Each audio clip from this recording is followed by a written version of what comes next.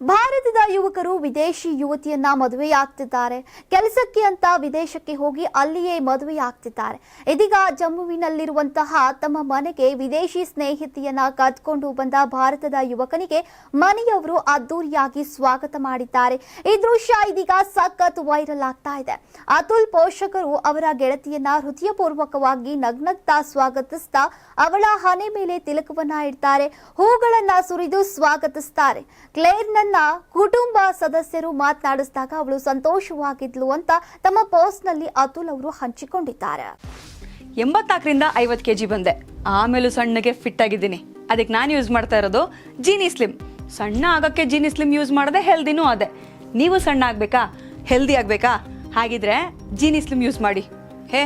ಸಣ್ಣ ಆಗೋದಕ್ಕೆ ಯಾವುದೋ ಪ್ರಾಡಕ್ಟ್ ಹೇಳ್ತಾ ಇದ್ದಾಳೆ, ಏನಾದರೂ ಸೈಡ್ ಎಫೆಕ್ಟ್ಸ್ ಇದೆ ಅಂತ ಯೋಚನೆ ಮಾಡ್ತಾ ಇದ್ದೀರಾ?